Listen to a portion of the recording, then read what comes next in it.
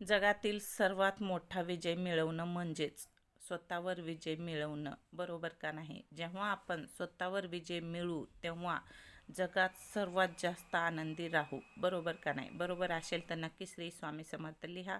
आपल्या चॅनलवरती फेसबुक पेजवरती नवीन असाल तर नक्की फॉलो करा. चला, आज गेलेली आहे मी हळदी कुंकवाला. आमच्या कॉलनीतच हळदी कुंकवाचा कार्यक्रम होता आणि जिथं हळदी कुंकाला जा तिथं छान छान असं डेकोरेशन केलेलं आहे.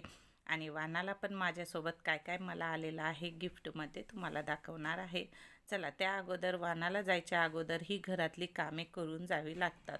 मला जायचं हळदी कुंकवाला आणि मिस्टर येऊन बसले. तुमच्यासोबत पण असंच होतं का? नक्की कमेंट करून सांगा. जेव्हा आपण एखादी वेळेस ठरवतो की आपल्याला इकडं जायचं आहे तेव्हा कोणीतरी टपकतं आणि त्यांना जे खायचं असतं. मग खाण्याचा खूप मोठा प्रॉब्लेम आहे. ज्यांच्या घरामध्ये एकटी महिला करणारी असते ना, त्या घरामध्ये हा खूप मोठा प्रॉब्लेम असतो. आपण जर बाहेर गेलं तर मग घरचे उपाशीच राहतात. तर ते म्हणले मला खायचं आहे, काहीतरी नाश्ता करायचा आहे. चला म्हणलं सिंपल आणि झटकीपट होणारा नाश्ता करून देऊया. त्यामुळे थोडेसे मुरमुरे घेतलेले आहे. मुरमुरे अगदी म्हणजे एक पातेलं भरून घेतलेलं आहे छोटं, आणि त्याला छान पोह्यासारखं पाण्यामध्ये थोडंसं 5-10 मिनटं ठेवलेलं आहे. आणि त्यानंतर सगळं पाणी पिळून काढून एका प्लेटमध्ये काढून ठेवले. आणि त्यानंतर कढईमध्ये तेल टाकलं आणि जिरे मोहरी टाकली. जिरे मोहरी छान फुटल्याच्या नंतर एक कांदा बारीक चिरून टाकला. थोडासा कढीपत्ता होता, कढीपत्ता टाकला आणि मूठभर असे शेंगदाणे घातले. आता यामध्ये टोमॅटो पण खूप टेस्टी लागतं, पण टोमॅटो नव्हतं माझ्याकडं. मग मी असा सिंपलच केला, पण सिंपल केला खूपच टेस्टी झालेला होता. त्यानंतर भिजवून घेतलेले मुरमुरे त्यात टाकले. कांदा थोडासा ब्राऊन कलर होईपर्यंतच परतून घ्यायचा आहे. त्यानंतर मुरमुरे टाकलेले आहेत. मुरमुरे टाकून मग लाल तिखट घातलं, हळद घातली आणि चवीपुरतं मीठ घातलं आणि खूप सारी कोथिंबीर घातली. मी पोहे करा, उपमा करा, हिरवी मिरचीचा जास्त वापर करत नाही. लाल मिरची तर सगळ्यांना आवडतं, म्हणून लाल मिरची, आणि खरंच खायला खूप भारी लागतात. मग करीत होते तेवढ्यातच मुलगा आला आणि मुलगा म्हणला, बरं झालं मी टाईमला आलो, माझ्या नावचा केलीस का नाही सुशीला? तर मी म्हणलं, तू काय मला सांगितलं होतं का सुशीला कर म्हणून? मी दोघाच्या नावचा केलेला आहे, तरी पण तू पण घासभर खा म्हणून त्याला दिला, मिस्टरांना दिला आणि मुलीला दिलं. तिघांना पण खाऊ घातलं. हे झटकीपट होणारा नाश्ता आहे. सकाळच्या गडबडीत करा, संध्याकाळच्या 5 वाजताच्या भुकेसाठी करा.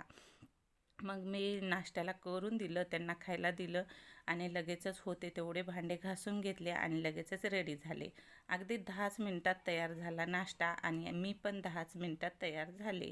त्यानंतर आजची देवपूजा पाहू शकता. छान, आज मी व्हिडिओला सुरुवात केलेलीच नव्हती, म्हणून मी म्हणलं चला झटपट होणाऱ्या नाश्त्यापासूनच सुरुवात करूया. मग त्यानंतर आम्ही निघालो हळदी कुंकवाला. आता कॉलनीमध्ये फिरल्याच्या नंतर इथे एका ठिकाणी छान असं डेकोरेशन केलेलं आहे. आता या काकूकडे आलोत आम्ही. तर हे काकू पाहुणेच आहेत आमच्या, पण खूप चांगले असं मैत्रीचं नातं आहे. तर बघा, सासूबाईच म्हणतो आम्ही आणि मी त्यांची सूनच लागते. तर मग ही त्यांची सून आहे. मस्त छान साडी गिडी नेसून तयार झालेली आहे आणि ह्या स्वतः साड्या विक्री करतात बरं का. ह्यांच्या घरी साड्याचं दुकान आहे, म्हणजे घरगुती विक्री करतात आणि खूप सुंदर साड्या आणतात. मग आम्ही डेकोरेशन पाहिलं आणि दूध घेऊन आल्या त्या प्यायला. तर त्यांना म्हणलं दूध नको, कारण आम्ही आत्ताच एका ठिकाणी गेलो, तिथं छान मोठंच्या मोठं आईस्क्रीम खाल्लं होतं. मग थंड खाल्लं, त्यानंतर गरम गरम दूध चांगलं वाटत नाही. मग त्यांच्या घरी बसलो, थोडंसं साड्या वगैरे पाहिल्या आणि त्यानंतर परत दुसरीकडे गेलो. मग दुसरीकडे असं मस्त कोल्हापूरची देवी केलेली आहे आणि खूप सुंदर असा कोल्हापूरची आहे की तुळजाभवानी आहे, तुम्ही नक्की कमेंट करून सांगा. जिथं केलं ना त्या तर म्हणल्या कोल्हापूरची आहे, पण मला तुळजाभवानी माताच दिसत आहे. तुम्ही कमेंट करून सांगा की ही कोणती देवी केलेली आहे त्यांनी. मग घरी आल्याबरोबर माझे 3ही लेकरं माझ्या बाजूला बसले आणि म्हणाले, काय आणलंस वानातून दाखव. त्यांना इतकं एक्सायटेड होते की ओपन करून बघायचं काय काय आणलं. पण मग मी म्हणलं थांबा, मला मिनी ब्लॉग करायचा आहे, थांबा, म्हणून त्यांना थांबवलं आणि मी सुरुवात केली काढायला. तरी एक एक तुम्हाला काढून दाखवत आहे, पाहू शकता. 2 कंगवे आले, एक आलं खिसण्याची रई आली आणि करंडा आला हळदी कुंकवाचा, सिंदूर आलं, 1 वाटी आली, मेहंदीचे कोण पण 2 आलेले आहेत आणि एक छान असं खूप मोठं गिफ्ट आलेलं आहे, ते तुम्हाला दाखवते. छान आहे बरं का. हे सगळ्यांना अगोदर आम्ही गेस केलं होतं की हे बांगड्या ठेवायचाच बॉक्स असेल, पण बरोबर आमचा गेस निघालेला आहे, ते एकदम राईट आहे. आणि हे बांगड्या ठेवायचाच बॉक्स आहे. यामध्ये 4 का 5 डझन बांगड्या बसतात बघा. आपल्याला जे पाहिजे ना त्या बांगड्या ह्याच्यामध्ये ठेवू शकतो. 4 डझन बसतात. आपल्याला पाहिजे त्या बांगड्या ठेवू शकतो आणि आपल्याला जेव्हा यूज करायच्या तेव्हा याच्यामधून घेऊ पण शकतो काढून. म्हणजे आपल्याला लगेचच कळायला लागतात की इथं ह्या रंगाच्या बांगड्या आहेत. हे एकदम छान ऑप्शन आहे बरं का. आणि छान असं वाण दिलेलं आहे आणि हे क्लचर पण मस्त आहे एकदम. मग लगेचच संध्याकाळच्या खाण्याचा प्रश्न काय करावा जेवणामध्ये. मग सकाळची बटाट्याची भाजी होती सुकी केलेली आणि मग मी लगेचच कणिक पण ठेवलेली होती आणि 2-3 पोळ्या पण होत्या. मग आता शिळे पोळी कोणीही खात नाही, मग त्यांच्यावर त्याचाच उपयोग केला मी भाजीचा आणि पोळीचा. मस्त पोळीला शेजवान चटणी लावली आणि त्यानंतर त्यावर सुकी भाजी बटाट्याची टाकली. अशा पद्धतीचा रोल केला आणि छान एकदम खरपूस भाजून घेतला तव्यावर. तेल टाकून थोडं थोडं तेल टाकून छान असं खरपूस भाजून घेतला आणि त्यानंतर छान छोटे छोटे काप करून म्हणजे क्यूब करून मुलांना खायला दिले. हे सॉससोबत खा, नुसतं खा, तसं पण छान लागतं. आता भाजी थोडीच होती, एकदम 3च झालेले आहेत रोल.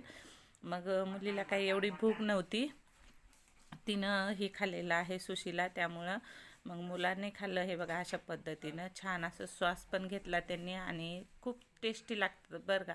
आमच्या घरी खूप आवडतात. मग मी काय केलं, माझ्यासाठी पुरणाची पोळी केली आणि मी पण मग माझ्यासाठी भाजी नव्हती, मग मला पण जेवायचं होतं. मग मी म्हणलं काय खाऊ, तर मी एक छान अशी पुरणाची पोळी केली, मस्त अशी टम्म फुगलेली आणि लाल लाल भाजलेली.